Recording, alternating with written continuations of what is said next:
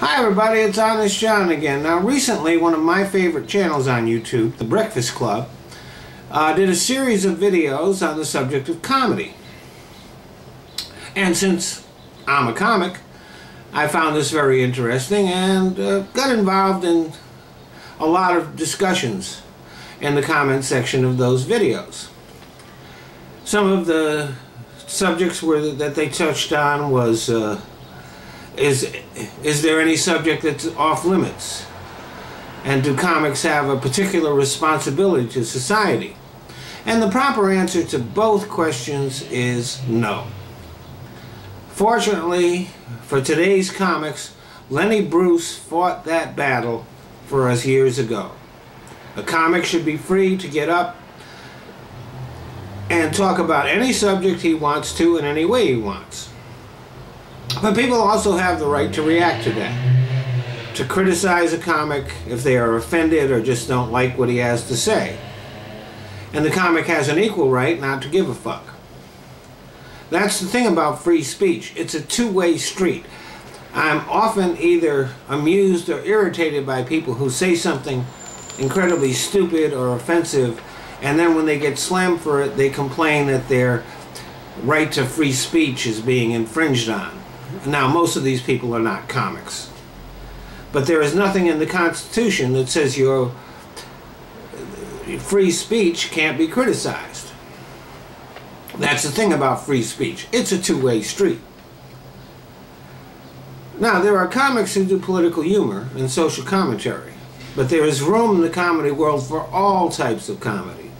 We have prop comics. We have ventriloquists, we have insult comics, gross out comics, family-friendly comics, and blue comics. There are even religious comics. Yeah, that's right. I have met some comics who make their living traveling around performing for church groups. And the only common responsibility that we all have is to be funny and entertaining.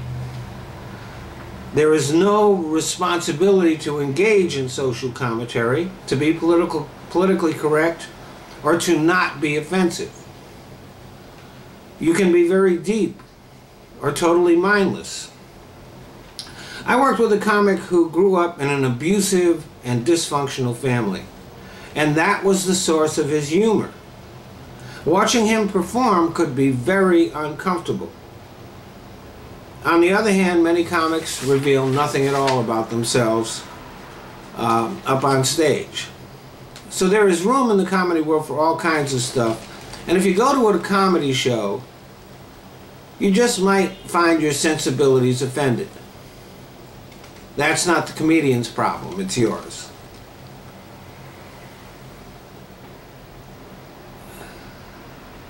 Now, to a certain extent, comedy is subjective. Like everything else, some people like one thing and others like something else. That being said, there is a surprising amount of agreement about who the great comics are. When you say names like George Carlin and Richard Pryor, there is very little dissent. Now, there are a lot of other names that I could mention. I mean, they're not the only great comics around. But what the best comics have in common is that, first of all, they ignore the low-hanging fruit. If a comic is in the middle of telling a joke and the audience beats him to the punchline, then they probably need to put a little more thought into it. And a comic needs to surprise the audience. It's kind of like basketball. You fake left, go right. Linear thinking is the death of comedy. If you set up an expectation and end up somewhere else, you'll get a big laugh. If you go to that place that people expect you to go, you might get a giggle. And like I said, there is no obligation to do social commentary or political humor or anything like that. But if you do decide that that's where you want to go, you do owe it to your audience to at least get your facts right. Learn as much as you can about the issue you're addressing. If you're not willing to do that work, you should stick with dick jokes. And I wouldn't say that it is an obligation to speak truth to power. But the best comics do that. They speak truth to power rather than taking cheap shots at the people who are already oppressed and weak and in tough shape. I mean, if you have a voice, isn't it better to use it to do good than to do more damage?